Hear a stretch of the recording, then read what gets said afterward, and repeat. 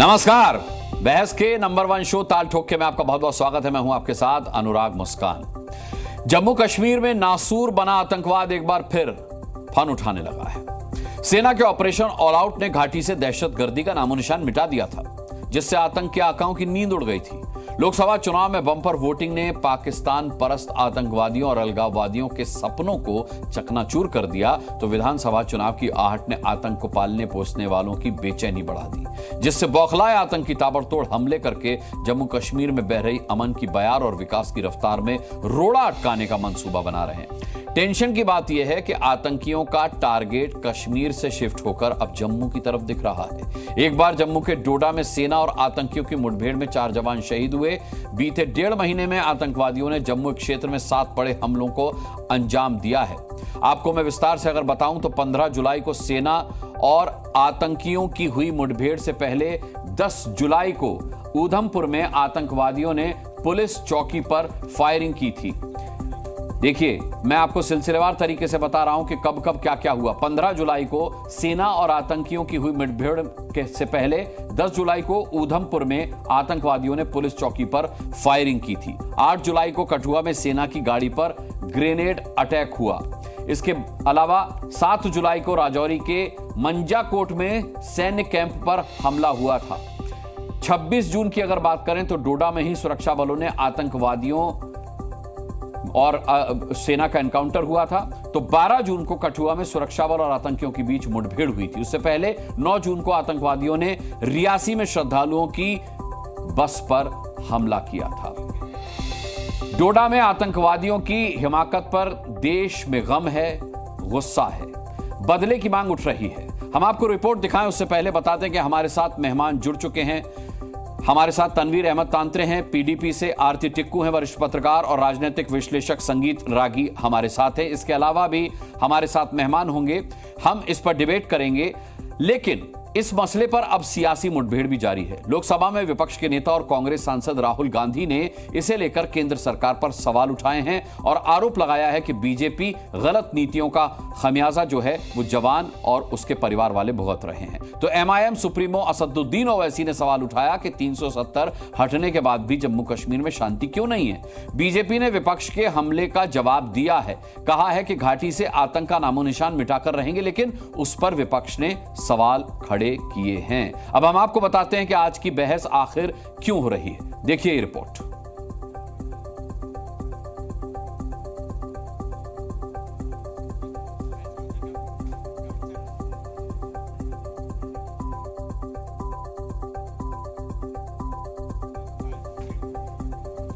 देखिए, आज की बहस इसलिए हो रही है कि जम्मू के डोडा में आतंकी हमले में कैप्टन सहित 4 जवान शहीद हुए हैं। इसलिए हो रही है क्योंकि कांग्रेस ने केंद्र पर आतंकी हमले रोकने में नाकामी के आरोप लगाए हैं। आज की बहस इसलिए जरूरी है क्योंकि बौखलाए आतंकी लगातार जम्मू क्षेत्र को निशाना बना रहे हैं और जवानों की शहादत के बाद बदला लेने की अब मांग उठ रही है। इसके अलावा विपक्ष सवाल उठा रहा है। ओवैसी ने पूछा कि 370 हटने के बाद जम्मू कश्मीर में शांति आखिर क्यों नहीं है। तमाम ऐसे ही मुद्दे हैं, तमाम ऐसे ही सवाल हैं जिन्हें विपक्ष उठा रहा है। वो सवाल अपने पैनलिस्ट से पूछेंगे। हमारे साथ आज सवाल देने के लिए पैनलिस्ट हैं, भरपूर पैनल है हमारे साथ। इसी मुद्दे पर आज ताल ठोकेंगे, लेकिन उससे पहले एक छोटी सी रिपोर्ट देख लेते हैं।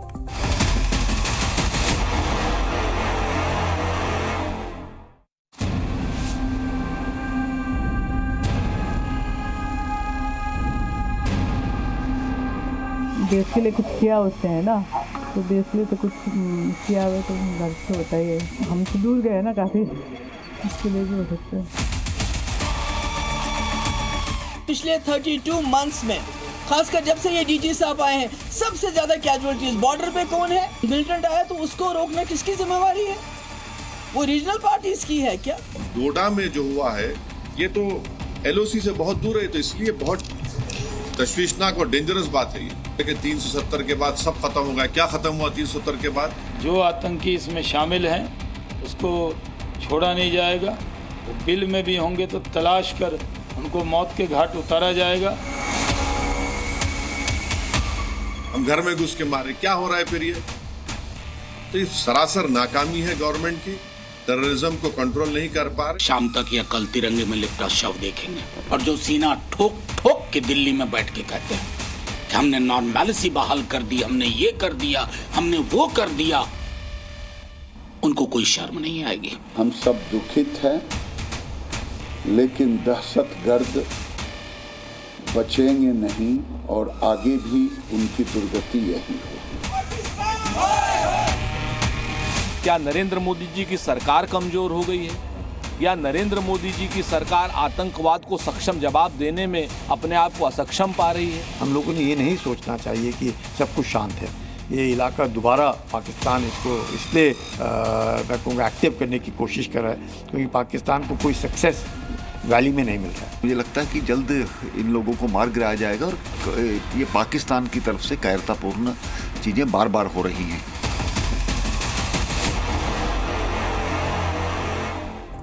विपक्ष ही नहीं बल्कि देश भी पूछ रहा है कि आतंकवाद का अधूरा इलाज क्यों, है ना। और इस पर अब डिबेट बहुत ज्यादा जरूरी हो जाती है। तो आज हमारे मेहमान हैं रविंद्र शर्मा, कांग्रेस से हमारे साथ प्रवक्ता हैं। आरती टिक्कू से मैं आपको मिलवा ही चुका हूं, वरिष्ठ पत्रकार हमारे साथ हैं। संगीत रागी जी, राजनीतिक विश्लेषक, आप मिल ही चुके हैं। तनवीर अहमद तांत्रे हमारे साथ पीडीपी से। इसके अलावा मोहम्मद सलमान सागर हैं, नेशनल कॉन्फ्रेंस से हमारे साथ प्रवक्ता। अजीज खान साहब है हमारे साथ, समाजवादी पार्टी से प्रवक्ता। और रक्षा विशेषज्ञ के सिन्हा हमारे साथ मौजूद हैं। सबसे बड़ा दुर्भाग्य है कि भारतीय जनता पार्टी से कोई प्रवक्ता हमारे साथ नहीं है, क्योंकि भारतीय जनता पार्टी कश्मीर के मसले पर प्रवक्ता मुहैया नहीं कराती है। हमने कोशिश भी की और आखिरी मोमेंट तक ये कहा गया कि कोई ना कोई प्रवक्ता दिया जाएगा, लेकिन प्रवक्ता नहीं दिया गया। लिहाजा संगीत रागी, सबसे पहले मैं आपसे जानना चाहूंगा कि अक्सर जब भी भारतीय जनता पार्टी से इस सवाल का जवाब मांगा जाता है कि आतंकवाद का खात्मा कब होगा या जम्मू कश्मीर में इतना आतंकवाद क्यों है, तो वो कहते हैं कि नहीं साहब, हाथी निकल गया, पूंछ रह गई है, आतंकवाद का खात्मा हो चुका है, 73% आतंकवाद के मामलों में कमी आई है अगर आप देखें तो।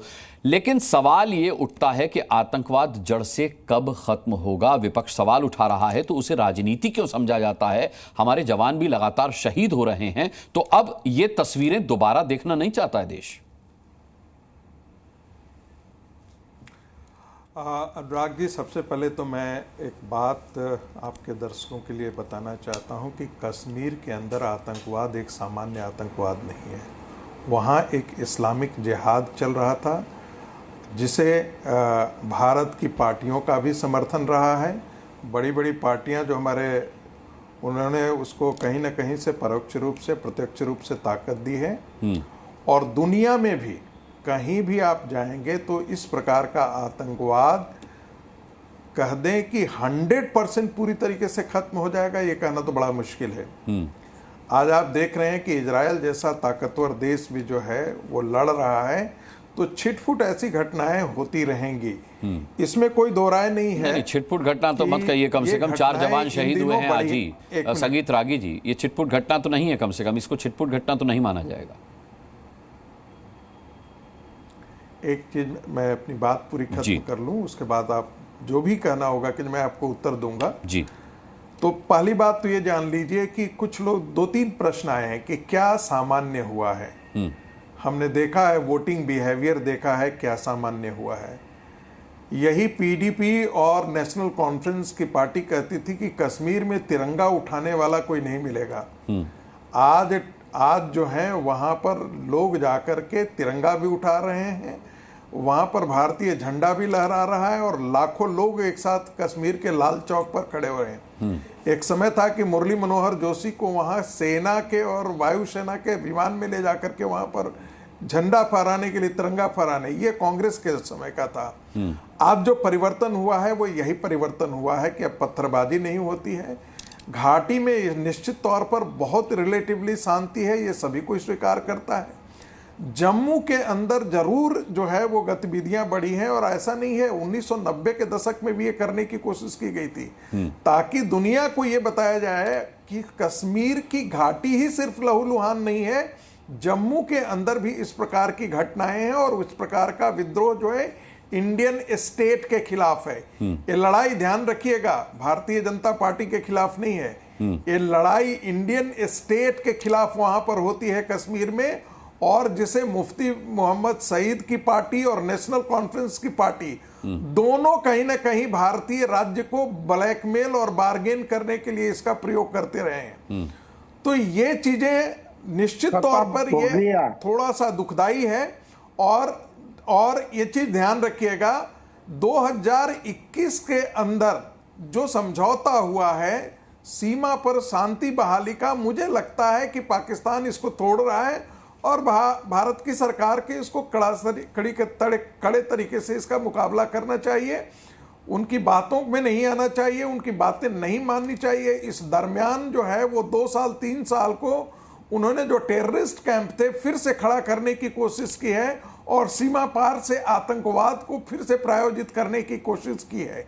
इसे स्वीकार करने में मुझे इसे मैं स्वीकार कर रहा हूं कि इस प्रकार की घटनाएं बढ़ी हैं और मुझे लगता है कि इंटेलिजेंस को पुख्त करके इसका जवाब पूरा दिया जाना चाहिए।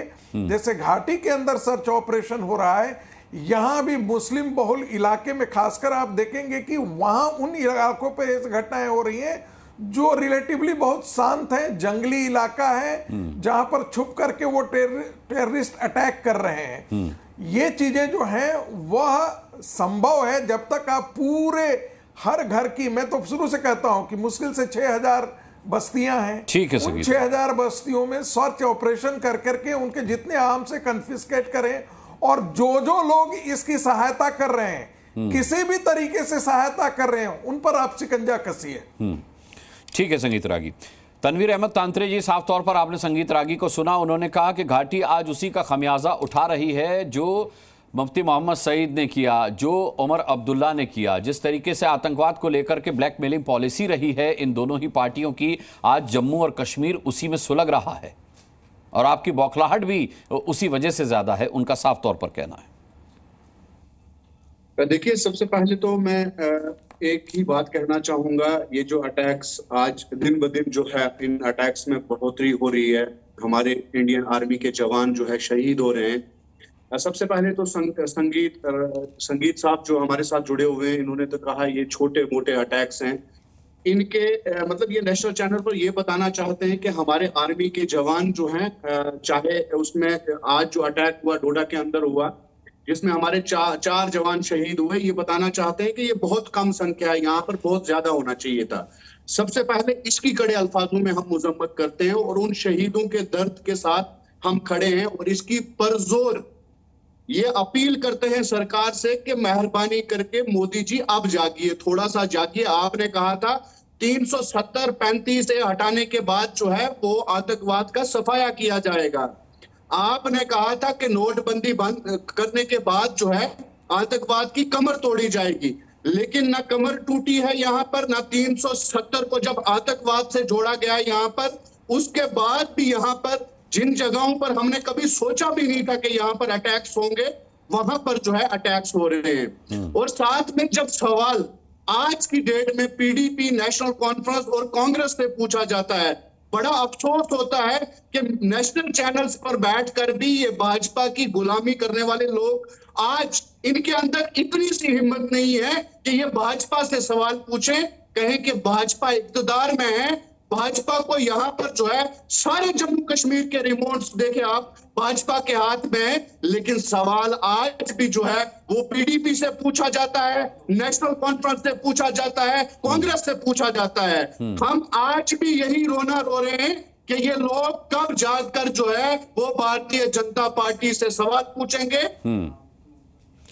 ठीक है तनवीर अहमद तांत्रे जी, मैंने पहले ही कहा था कि भारतीय जनता पार्टी ने इस मुद्दे पर डिबेट करने के लिए अपना प्रवक्ता नहीं भेजा है, तो अब जाहिर सी बात है कि उनका प्रवक्ता नहीं है तो उनसे डिबेट भी नहीं की जा सकती और उनसे सवाल भी नहीं पूछा जा सकता।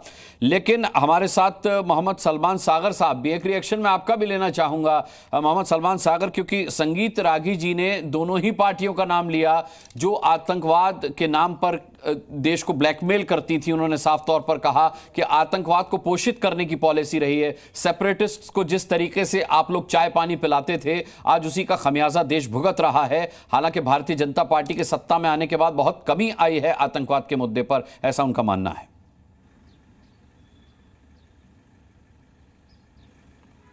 मुझे नहीं पता त्यागी जी किस पार्टी से है या किस आइडियोलॉजी से है, लेकिन जो लग रहा है इनकी बात से वो लगता है कि बीजेपी के प्रवक्ता हैं ये और बीजेपी की बात कर रहे हैं।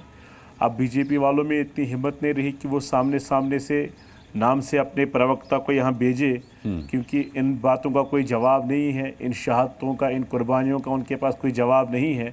अब उनके जो पीछे जिनको वो स्पॉन्सर करते हैं त्यागी जी जैसे लोगों को, तो वो कहते हैं छुटपुट घटनाएं होती है।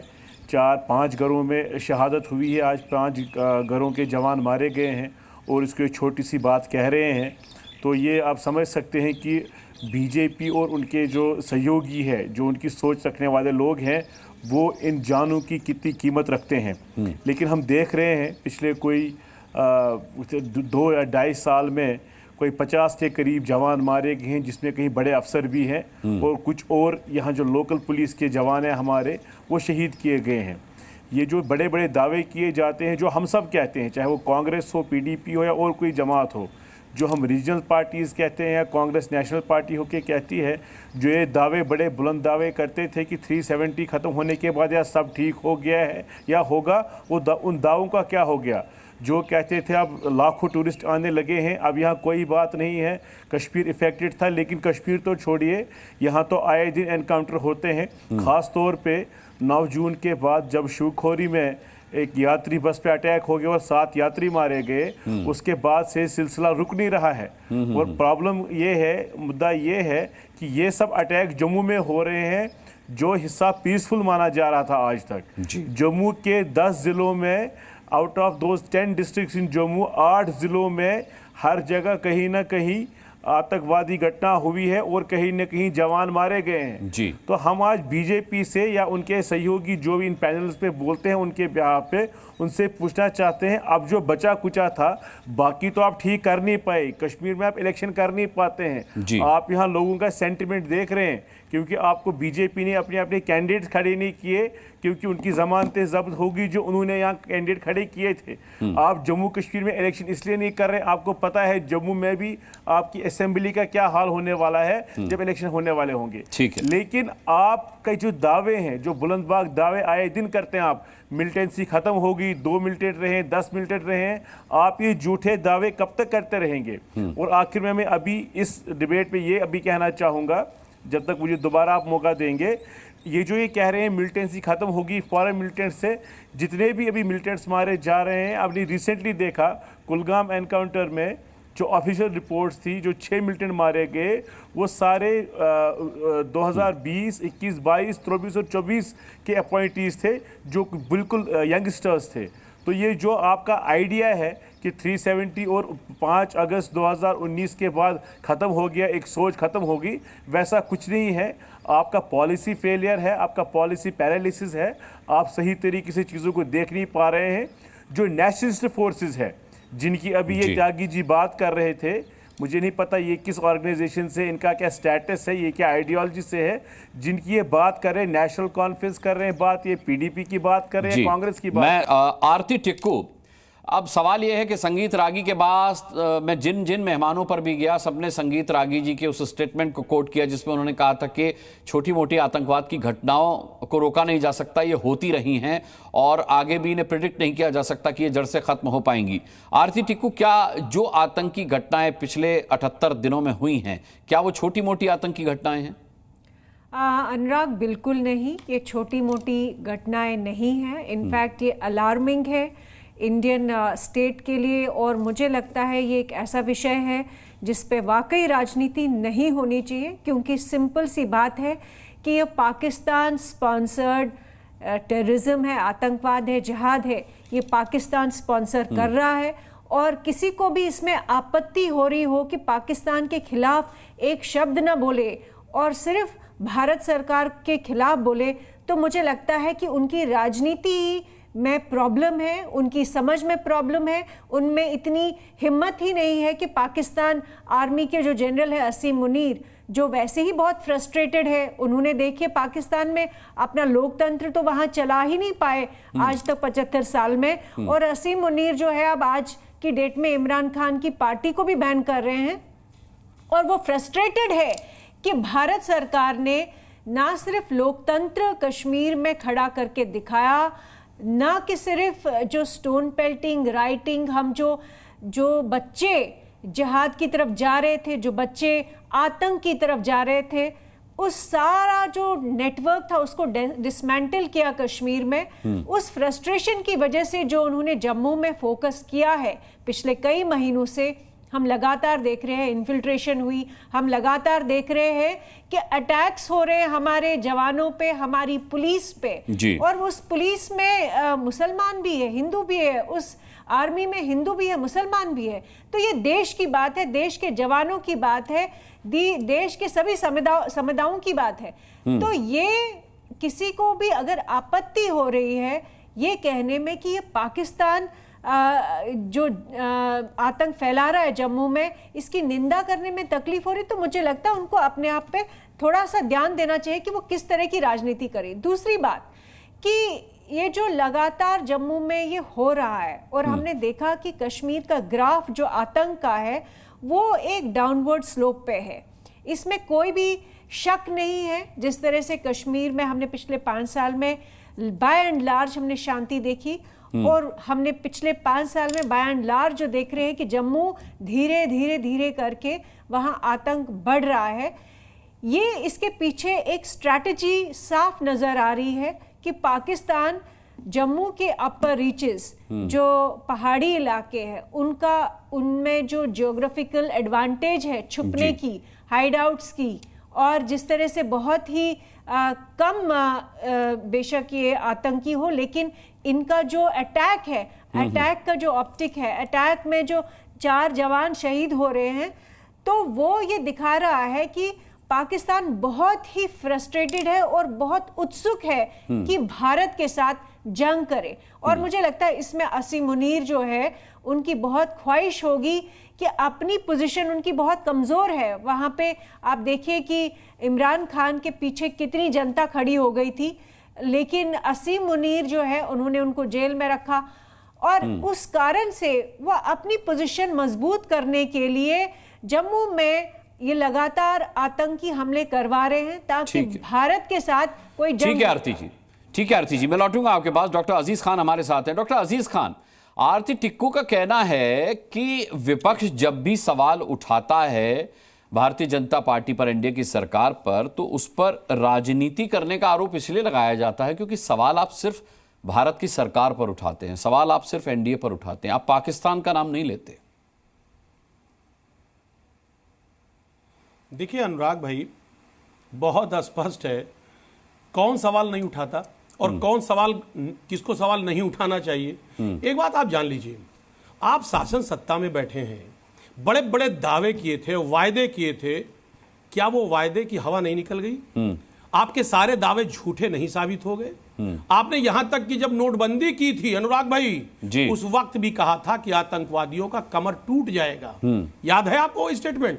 आप तो बहुत बड़े स्तर पर इसको कवर कर रहे थे, उस वक्त मैंने डिबेट भी किया था आपसे। सर मैं कह रहा हूं कि नोटबंदी के वक्त भी बड़े वायदे किए थे, दावे किए थे। मैं कह रहा हूं जब आर्टिकल 370 की बात आई, हटाने की बात आई, तो साहब बड़ी बड़ी बातें और ख्वाब दिखाया गया तमाम बड़े स्तर पे। और आज आप देखिए कि माननीय मोदी जी के राज में, रिज्यूम में आंकड़ा मैं आपको दे रहा हूं, 93% जो शहादत का केस है वो बढ़ गया है। क्यों बढ़ गया है? पिछले 1 महीने में आप समझिए हमारे 12 जवान शहीद हुए, 7 घटनाएं हुई हैं, बड़ी 7 वारदात हुए। सवाल इस बात का है, जिस तरह ये घटनाएं बढ़ रही हैं, तमाम हालात बिगड़ रहे हैं, और आप दावे बड़े बड़े कर रहे हैं, दावे बड़े बड़े कर रहे हैं, कह रहे साहब विपक्ष सवाल उठा रहा है। अरे भी विपक्ष सवाल नहीं उठाएगा तो और क्या काम करेगा? विपक्ष तो आपको आईना दिखा रहा है, और आपने जो झूठ बोला इस देश से कि साहब आतंकवादी घटनाएं खत्म हो जाएंगी, आप कह रहे हैं पाकिस्तान का नाम नहीं लेते। कौन पाकिस्तान का नाम नहीं ले रहा है? आपने तो कहा था 1 सर के बदले 10 सर लेके आएंगे पाकिस्तान से। कहां गया 10 सर? बल्कि आप जब वहां गए, आपने उरी और पठानकोट जैसे हमले को कहीं ना कहीं उन लोगों ने अंजाम दिया। तो सवाल इस बात का है कि जो आपके दुश्मन हैं उनसे तो आप मिल करके बात करते, उन पर आप सवालिया निशान नहीं खड़ा करते। आप विपक्ष से उम्मीद लगाते। भाई विपक्ष तो आपको आईना दिखा रहा है, और आईना दिखाने के अलावा उसके पास है क्या? क्या है उसके पास? लेकिन सच्चाई यह है कि आज टीवी पर बैठ करके अलग जगहों से तमाम तरीके के कमेंट किए जा रहे हैं, लेकिन जो घटनाएं रोकनी चाहिए उस पर किसी प्रकार का कोई अंकुश नहीं लग रहा है। आपने कहा था बीजेपी के नेता ने, बीजेपी के प्रधानमंत्री, बीजेपी के नेता उस वक्त थे माननीय नरेंद्र मोदी जी, जब चुनाव लड़ रहे थे 14 में, प्रधानमंत्री बनने के बाद भी स्थिति ये पैदा हुई। आप बताइए अनुराग भाई, क्या कहा था साहब कि लगातार बड़े बड़ी घटनाएं हो रही हैं। उस वक्त हम लोगों को कटघरे में खड़ा कर रहे थे यूपीए को, लेकिन आज आप उससे ज्यादा कटघरे में खुद हैं। आपने कहा था कश्मीरी पंडितों को हम बसाएंगे, क्या हुआ कश्मीरी पंडितों के साथ? एक भी कश्मीरी पंडित बसाया नहीं गया, उसको सही तरीके से उसका इंतजाम नहीं किया गया। आपने इन्हीं कश्मीरी पंडितों को ख्वाब दिखाया था, देश से वायदा किया था, कश्मीरी पंडितों तक को भी आपने इस्टेब्लिश नहीं किया। आप किसी के नहीं हुए, देश के नहीं हुए, आप जम्मू के नहीं हुए, कश्मीर के नहीं हुए। आप हकीकत यह है कि केवल ख्वाब दिखाते हैं, ख्वाब दिखाने के अलावा आपके पास कुछ नहीं है। ठीक है, संगीत रागी जी, सरकार की तरफ से अक्सर आंकड़ा दिया जाता है कि 73%। जी खान साहब, संगीत रागी आंकड़ा दिया जाता है कि 73% आतंकवाद की घटनाओं में कमी आई है, लेकिन आप देखिए डॉक्टर अजीज खान साहब एक आंकड़ा दे रहे हैं कि शहादत की घटनाओं में 93% का इजाफा हुआ है। यह बड़ा दुर्भाग्यपूर्ण है। अनुराग जी, ये वही लोग थे जो कश्मीर के टेररिस्टों के साथ खड़े होते थे। ये वही लोग थे जो आर्टिकल 370 ख़त्म करने के खिलाफ खड़े थे। ये वही लोग थे जो वहाँ के जिहाद को इस्लामिक जिहाद मानने से मना करते थे। एक बात और कह देना चाहता हूँ, मैंने ये कभी नहीं कहा कि ये छिटपुट घटनाएं हैं, गलती से वो जो मुंह से निकल गई होंगी। मैंने कहा कि आतंक मुक्त पूरी तरीके से हो जाएगा, ये तो आप भूल जाइएगा, क्योंकि 70 साल में इस्लामिक जिहाद को इन्हीं पार्टियों ने पाल पोस करके बड़ा किया है। तो उसको खत्म करने में, पूरी तरह से नेस्तनाबूद तोड़ने में, उनके जबड़े तोड़ने में वक्त लगेंगे और बहुत कुछ हो चुका है। मैं फिर ये कह रहा हूं कि 90% ग्राउंड पर स्थितियां सामान्य है। 90%, मैं ये ऐसे ही हवा में नहीं कह रहा हूं, ये ग्राउंड रिपोर्ट। भाई संगीत रागी, अभी आप आतंकी घटना को छिटपुट बता रहे थे, अब आप कह रहे हैं कि जमीन पर जो कुछ हो रहा है वो बहुत सामान्य है और वो नहीं, फिर से देखिए, फिर से इसकी गंभीरता को आप कम कर रहे हैं। मैंने कहा, मैं कम कर रहा हूं गंभीरता? देखिए, ये कुछ न कुछ घटता है। प्लीज मेरी बात सुन लीजिए। कुछ न कुछ ऐसी घटनाएं हमेशा घटती रहेंगी। कंप्लीट कह सकते हैं कि टेरर फ्री हो जाएगा कंप्लीटली, ऐसा वायलेंस कभी होगा ही नहीं, तो ये मत सोचिए, क्योंकि इसके बीज गहरे हैं, इस्लामिक जिहाद के बीज गहरे हैं। मैं फिर कह रहा हूं। दूसरी बात, एक बात और आपने देखा होगा कि 4 जून के बाद ये गतिविधियां ज्यादा बढ़ी हैं। इस देश में रेडिकल इस्लाम के ताकतों का मनोबल 4 जून के बाद बढ़ा है और ऐसी गतिविधियां भी बढ़ी हैं। तीसरी बात, आरती टिक्कू जी के बात से मैं बिल्कुल सहमत हूं। ये उन इलाकों में हो रहा है, पहाड़ी इलाकों में, जंगल इलाकों में, जहां मूलतः पहले कभी भी सिक्योरिटी फोर्सेज उस तरीके से तैनात नहीं रहते थे, क्योंकि उनको इस प्रकार से कोई अंदेशा ही नहीं रहता था। जम्मू के अंदर वायलेंस नहीं होता था। जो भी वायलेंस होता था टेररिज्म के, वो वैली के 8-9 जिले हैं, उन्हीं तक वो सीमित रहता था। कश्मीर पूरी वैली में भी सब जगह टेररिज्म नहीं था। गुजर बकरवाल कहां पर थे? 26 लाख थे, वो भी मुसलमान हैं, वो भी इसमें नहीं शामिल हुआ करते थे, जिनको रोप इन करने की। एक और स्ट्रेटजी है कि जम्मू में वायलेंस करने के कारण हिंदू बहुल जम्मू है, तो वहां पर कॉमनल राइट्स हो सके, तो एक नए तरीके से नैरेटिव वहां पर खड़ा करने की कोशिश की जा रही है। इस चीज को भी देखने की आवश्यकता है, लेकिन इसमें कोई दो राय नहीं है कि ये चीजें बड़ी हैं। और लेकिन मैं, जो ये विपक्षी चेहरे आ रहे हैं, जो इनको कहना है कि मैं आईना दिखा रहा हूं, अरे आपका चेहरा तो काला है, क्योंकि आप तो हमेशा देश विरोधी ताकतों के साथ आप खड़े करें। ये समाजवादी पार्टी बोलेगी, जो अतीक अहमद के साथ खड़ी होती है, अंसारी जैसे लोगों के साथ खड़ी होती है, जो वोट जिहाद के साथ खड़ी होती है, ऐसी ताकतें इस देश के बारे में, देश की सुरक्षा के बारे में बोले।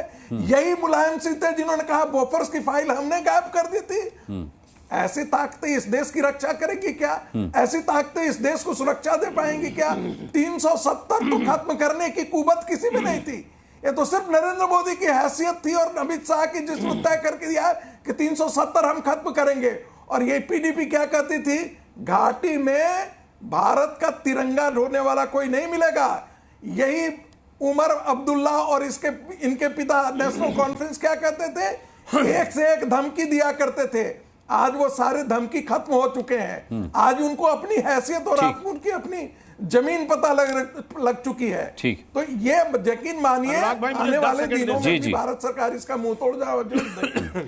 ठीक है, ठीक है। मैं के सिन्हा साहब के पास जाऊं उससे पहले डॉक्टर अजीज खान।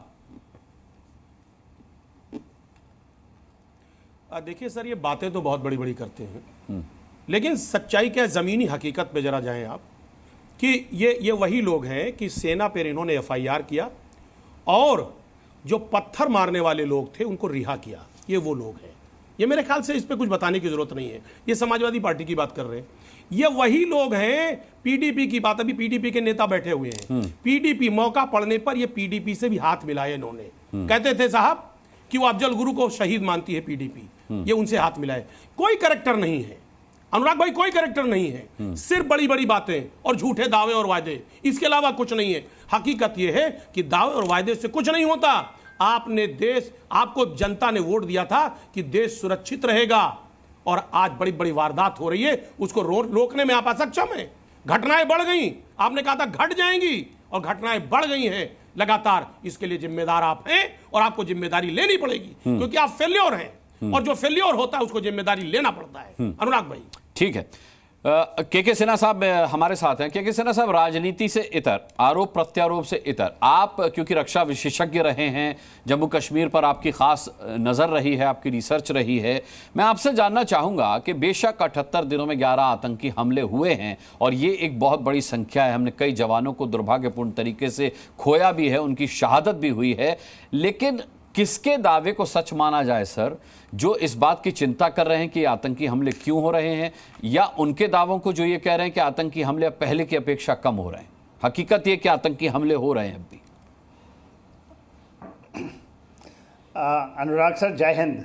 जय हिंद। देखिए, आपके जो सवाल किए हैं कि किसकी बात माने आप, किसके आकलन करें आप, और यदि आप एक हाइब्रिड वॉर, या आप कह रहे थे कि इस्लामिक जिहाद वॉर है या प्रॉक्सी वॉर है, उसको आप पॉलिटिकल डिबेट से जीतना चाहते हैं, आरोप प्रत्यारोप से करना चाहते हैं। देखिए, आर्टिकल 335A एक प्रक्रिया है, उसके तहत चीज़ें बनाई जाती हैं, उसके बहुत सारे परिणाम निकले और अच्छे परिणाम निकले। मगर आज के दिन में यदि ये कहना कि वहाँ पर शहादतें हमारे यंग ऑफिसर्स, यंग जवान वो जो मारे जा रहे हैं, तो सीधा ये मैं मानता हूँ इसकी सीधा रिस्पॉन्सिबिलिटी हमारे हायर डिफेंस जो हमारी लीडरशिप है उस पे है, और गवर्नमेंट ऑफ द डे पे है, और कोई नहीं। आप ये जो आपने कराया, क्योंकि आप मेरे से मांग रहे हैं, मैंने भी वहाँ पर 30-35 साल ये की है, और ज़मीन के ऊपर कार्रवाइयाँ, ये नहीं कि केवल मैं नज़र रखता हूँ, उन चीज़ों को भी जानता हूँ। पूरे डिबेट में एक बार भी ना तो कहीं चाइना का नाम आया, पाकिस्तान का रेफरेंस थोड़ा मोड़ा आया, किसी ने तो यहाँ तक कह दिया कि इमरान खान को की सपोर्ट में कुछ लोग दिखाई दे रहे हैं। अरे भाई, ये इसकी बात है नहीं। बात ये है कि सीधा सीधा है कि आपके ऊपर में एक जियो स्ट्रैटेजिक प्रॉक्सी वॉर है, और आप उसके, और हमारे जवान मारे जा रहे हैं हमारे, क्योंकि आप वो करना नहीं चाहते, आप उसको रिट्रीब्यूट नहीं करना चाहते। आप चाहते हैं कि हम ज़मीन के ऊपर में करें, हम पॉलिटिकली इसको जीत जाएं, हम पॉलिटिकल करेक्ट हों। इसलिए बार बार वही लोग, सारे लोग जो बैठे हैं, वो हर एक बार तो यही बातें होती है ना, या हमने ये कर दिया, सर्जिकल स्ट्राइक कर दी, वो कर दिया, हमने ये कर दिया, ये परसेंटेज है, हम बहुत जीत। बात ये है कि ज़मीन के ऊपर में जो सेंटर ऑफ ग्रेविटी है, ये पूरा का पूरा, आज किसी ने भी नहीं बताया कि पूरा TRF, PAFF जो ये शिफ्ट है आतंकवादियों का, आदिवासियों का पुंछ राजौरी से नीचे आ जाना, यदि अनंतनाग कुलगाम से होकर के नीचे यदि हमने देखा कठुआ और इस जगह में, तो क्या केवल आपको हाथ बांध करके लड़ाइयाँ नहीं होती हैं जी। यदि आप जाकर के हम लोग ये कहें कि हम पूरे विश्व की शांति के लिए करते हैं, हमारा तो गुरु मंत्र है कि हम किसी पे कुछ करेंगे ही नहीं, हम पे करो, वही सेम चीज़ें हैं। फिर से हमने थोड़ी सी ट्राई की नी जर्क एक्शंस करके, फिर उसको डंडोरा पीटते हैं कि शांति आ जाएगी। रागी साहब ने कहा ये ख़त्म कभी नहीं होगा यदि हम इस तरह से, और ख़त्म करना है तो तुरंत होगा। आपका क्या डिबेट का, आपका था मुंह, आपके डिबेट का जो है हेडिंग्स हैं, मुंह तोड़ जवाब देंगे जी, कब बदला लेंगे। अरे बदला किससे लीजिएगा? बदला हमारे जवानों की बलिदानी का बदला लेंगे? आप बताएंगे कि इस तरह से होता है कार्रवाइयां? ये टीवी डिबेट्स के ऊपर में सब चीज। आज यदि पॉइंट ऑफ फिगर मैं कर रहा हूं तो मैं अपने ऊपर भी ये कर रहा हूं कि हमारी, क्योंकि हमारे इन चीजों का कोई मतलब ही नहीं है। आपने 2021 में पूरी की पूरी ये कह दिया कि एलओसी तक हम बाहर तो जाएंगे ही नहीं। आप ये कहेंगे कि हम टोकनिज्म कर देंगे, सर्जिकल स्ट्राइक 72 घंटे का स्ट्राइक था ना, एक पिन पॉइंट एक जगह पे गए थे, हम आ गए। उसकी आप रोना अभी 10 साल तक हम करेंगे कि हम एक स्ट्राइक हुआ है बालाकोट का और हम वो कहेंगे कि हमने ये कर दिया। आप पूरे विश्व में देख नहीं रहे हैं कि क्या हो रहा है? हमास को मारा जा रहा है, पूरा विश्व उसके अगेंस्ट है, मगर वहां के लोग तो रुक नहीं रहे हैं। वहां के लीडरशिप, वहां तो पॉलिटिकल पार्टी बैठ करके तू मैं नहीं कर रही है ना। कोई नोटबंदी ले आता है तो फिर कुछ ये सब घिसी पिटी बातें बार बार, क्योंकि इनको मिल जाता है। ये देखते हैं, अपने नोट करते हैं, पार्टियों का कुछ होता है, बैठ करके सब बोल। ये प्रवक्ताओं की लड़ाइयां नहीं हैं और मुझे बहुत खुशी है कि बीजेपी ने प्रवक्ताएं नहीं भेजे। उसी तरह दूसरे भी अपने प्रवक्ताओं को ना भेजें। Let it be a battle of thing on ground. ये हार्ड है। 9 लोग मारे गए, 7 आपके 5 तारीख को मारे जाते हैं, 5 जुलाई को हमारे 5 मारे जाते हैं, 5। आज कोई कहता है कि भैया ये छोटे, ठीक है, स्लिप ऑफ टंग है, स्लिप ऑफ टंग होगा। और ये तो ये हो गया ना कि हमने फूल चढ़ा दिया वहां पर, ये कर दिया, खत्म हो गई बात। ये तो दिस हैज बिकम ए, इसको कहते हैं ना ब्लडी जोक, वर्ड मैं यूज कर रहा हूं, ब्लडी जोक कि इनका काम है नहीं, मरना, लेकिन के सिन्हा साहब, आप चाहते हैं कि इस पर प्रवक्ता लेवल पर चर्चा भी ना हो, किसी टीवी चैनल पर डिबेट भी ना हो, और ये गंभीर मसला है कि किसने प्रवक्ता नहीं। लेकिन फिर इसका इलाज क्या है? फिर इसका इलाज क्या, मुझे एक बात बताइए। Government of the day has to become strong. हमारे मिलिट्री लीडरशिप को करना पड़ेगा। तो अगर वो स्ट्रांग नहीं है तो उसको स्ट्रांग करने के लिए उससे सवाल तो पूछा जाएगा ना। नहीं है, मैं जानता हूं, मैं नहीं है कि आप बात मानते हैं और इन प्रवक्ताओं को, इन टीवी डिबेट को देख करके आप घबराते हैं, तभी होता है ये। और आप वो जो आप ये कहते हैं कि जाकर के आप एम्बुश होइए, ये कोई तरीका है लड़ाई लड़ने का? आप हमारे across battle is fought against. ये चाइना का चला हुआ, एक चाइना का पूरे डिबेट में आपने डिबेट करा लिया, हम 35 मिनट से। ये आप जाके पूछिए ना मिलिट्री सर्कल के अंदर में, जिसको पता है किसने इसको चलाया है, उसका रिट्रीब्यूशन होता नहीं। तो रिट्रीब्यूशन ऐसे नहीं लेकिन होगा। के सिन्हा साहब, ये तो भारत सरकार भी जानती होगी ना जो बातें आप कह रहे हैं, तो फिर इच्छा शक्ति में कमी क्यों है? मैं तो ये जानना चाह रहा हूं। इच्छा शक्ति नहीं है, इच्छा शक्ति है, उसको याद नहीं करते हैं तो दम ठोक कर, जैसे मैं बता रहा हूं, कोई कहता है कि यह कर लो, ये इनको कल ये आएंगे, यदि इनके पास आ जाए, पीडीपी नेशनल कॉन्फ्रेंस थी ना, ये तो पाकिस्तान के साथ खड़े थे। इसके पहले भी कोई भी आए, मैं ये कहता हूं गवर्नमेंट ऑफ द डे जो चुन के आए हैं, जो हमारे जवान, उनके ऊपर डायरेक्ट है इनका रिस्पॉन्सिबिलिटी। जो आज का मिलिट्री लीडरशिप है उसके ऊपर डायरेक्ट रिस्पॉन्सिबिलिटी है। मैं आप शामिल हैं इसमें जी। और आप इसको please for the God sake, यदि आप लोग भी टीआरपी की लड़ाई लड़ना चाहते हैं अपने, तो इनको प्रवक्ताओं, कोई गाली बकेगा, बहुत ताली पीटेंगे आप। नहीं, ताली पीटने की इस तरीके का स्वभाव नहीं है जी न्यूज का। मैं आपको बता दूं कि सिन्हा साहब, आप आते रहे हैं कि हम टीआरपी के लिए इस मसले पर डिबेट करें। सवाल यह है कि आपने भी माना है कि सरकार की इच्छा शक्ति में कमी है। अगर विपक्ष सरकार को उसके किए वादे याद दिलाता है तो इसमें बुराई क्या है के सिन्हा साहब? बुराई थोड़ा मौका मिल जाता तो अच्छा था। मैं आता हूं, कट गया था जी। नहीं, बहुत देर मैंने सुन लिया। अनुराग जी, आपने बात उठाई है तो बात को सुनने की चेष्टा करें। प्लीज अंडरस्टैंड, हमारे यंग जवान आधे घंटे से सुन ही रहे हैं, मारे जा रहे हैं, लेकिन नतीजा कोई नहीं है। हाँ, और क्यों मारे जा रहे हैं उसके ऊपर डिबेट होनी चाहिए। ना डिबेट हो कि सबने एब्सोल्युटली प्रूवन है कि 370 बहुत अच्छा था, अभी भी बैठ करके लोग उसकी ताना बाना बुन रहे हैं कि खराब था, अच्छा था, उसको प्रूव करना चाहते। ठीक है रविंद्र शर्मा जी, वहां पर नोटबंदी, ठीक है सर। रविंद्र शर्मा जी, आपके ऑडियो में प्रॉब्लम था, बड़ी देर से जुड़े, दुर्भाग्य रहा, बोलिए। मैं प्रॉब्लम वही बात यह है कि गंभीर चिंता का विषय है, लेकिन अगर चर्चा ही नहीं होगी कि किस देश की बात करते हैं। जी डेमोक्रेसी है, सरकार को, फौज को किसको जिम्मेदारी देनी है जनरल साहब जाने, क्योंकि आज सर्विंग लेकिन आप कौन, आप बाकी लोग देशभक्त नहीं है। आप देखिए, आप भाषण तो सुना रहे, कुछ स्ट्रेटजी तो बताते नहीं। आप देशभक्त सिर्फ आप ही हैं। देखिए, मेरा परिवार सेना में रहा है, शहीद भी हुआ है, ठीक है, लेकिन यह है कि आप प्रमाण पत्र, आपकी बात ये जनरल साहब, आपका जो काम है वो करिए, पत्रकारों को और मीडिया को सबक मत दीजिए। हाँ, हम जानते हैं, लेकिन हम सवाल किससे पूछेंगे जमहूरियत में? आप थोड़ी देर शांति कर लीजिए जनरल साहब, मेरी दरख्वास्त है, जब मेरी बात इन तक पहुंचा दीजिए। आपकी बात हमने सुनी, बड़े सम्मान से सुनी, क्योंकि आप रक्षा विशेषज्ञ के, आप रक्षा विशेषज्ञ के हैसियत से आए हैं, इसलिए हम आपका सम्मान करते हैं।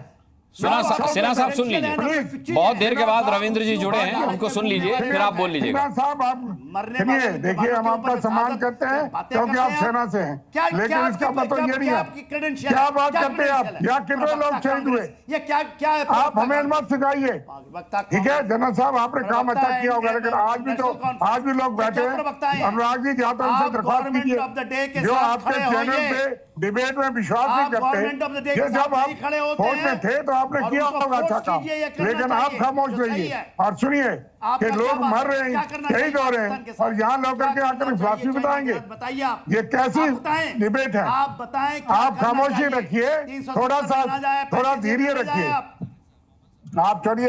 देखिए, आप कहते हैं कि ये तो पॉलिटिकल डिबेट है, ये आपका पॉलिटिकल डिबेट है, कैसे लोग, मुझे अफसोस से कहना पड़ेगा कि अगर आपको पॉलिटिकल डिबेट में मत आइए, आर्टिकल 35A या 370 अलग बात है, आतंकवाद पे काबू क्यों नहीं हुआ करना है तो जाइए। तो आप तो फिर मुझे कहना पड़ेगा कि आप बीजेपी की फिलॉसफी से बड़े प्रभावित है, आप भी बीजेपी की फिलॉसफी से प्रभावित है, बातें फौज भी करते हैं, यहाँ सैनिक मर रहे हैं और शहीद हो रहे हैं, और आपको फिक्र नहीं, यहाँ कोई आके कहता छुट मुट बातें होती रहती है, इसलिए इनको खामोशी कराइए, जहाँ ऐसे लोगों को कहिए कि वहाँ जनरल आर्मी को जाकर के सुझाव दीजिए, लेकिन जहाँ लोग पूछना चाहते हैं क्यों मारे जा रहे हैं हमारे जवान, आप बात नहीं करने देंगे तो हमारा पॉइंट ही बैठने का डिबेट है, कोई बोले ही ना।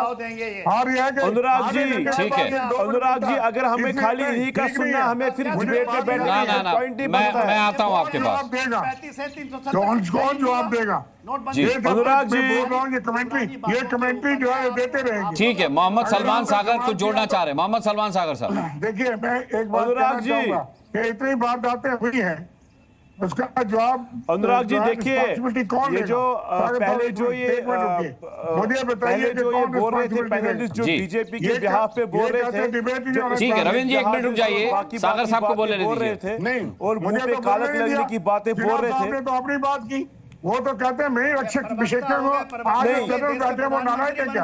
नहीं एक सेकेंड, सरकार में इच्छा शक्ति नहीं है, रविंद्र जी, ठीक है रविंद्र जी, ठीक है रविंद्र जी बोलिए, सागर साहब बोलिए।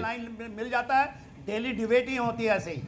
रविंद्र जी बोले, आप उसका फायदा नहीं है, आप तो बोले नहीं देते किसी को। देखिए, ये जितने पैनलिस्ट है, चाहे वो सिंह साहब है या इससे पहले जो बीजेपी के प्रवक्ता तो नहीं है, लेकिन बीजेपी के एक्चुअली बैक एंड पे प्रवक्ता भेजे गए हैं, उनको ये समझाने की कोशिश करिए कि 11 साल से बीजेपी डायरेक्टली जम्मू कश्मीर पे रूल कर रही है, स्टेट गवर्नमेंट में भी हिस्सा रहे हैं और 11 साल से पूरी तरह से जम्मू कश्मीर में रूल कर रहे हैं। आज का जो भी फेलियर जम्मू कश्मीर में है, चाहे वो डेमोक्रेटिक इंस्टीट्यूशंस को लेके है, चाहे वो सिक्योरिटी सिचुएशन को लेके है, अगर इसका कोई जिम्मेदार है तो वो बीजेपी है और ये सरकार है। ये पाकिस्तान हमला करा रहा है, ये पिछले 10 साल की बात नहीं है, पाकिस्तान पिछले 35 साल से हमला कर रहा है हम पे, पाकिस्तान 47 से हमले। एक मिनट ये जो बार बार दावे कर रहे हैं जी, 370 खत्म। एक मिनट सागर साहब रुक जाइए, सागर साहब आप पर के सिन्हा कह रहे हैं कि आप पाकिस्तान के साथ खड़े, के सिन्हा साहब अगर आपकी बात को मैं मान लूं कि एनसी और पीडीपी पाकिस्तान के साथ खड़े हैं, तो वहां पर शासन तो केंद्र का चल रहा है ना 11 साल से, क्या गलत बोल रहे हैं सागर साहब? स्पॉन्सर्ड जो बीजेपी एक मिनट अनुराग जी, मैंने बहुत देर से आपका इनका सुना पैनलिस्ट का।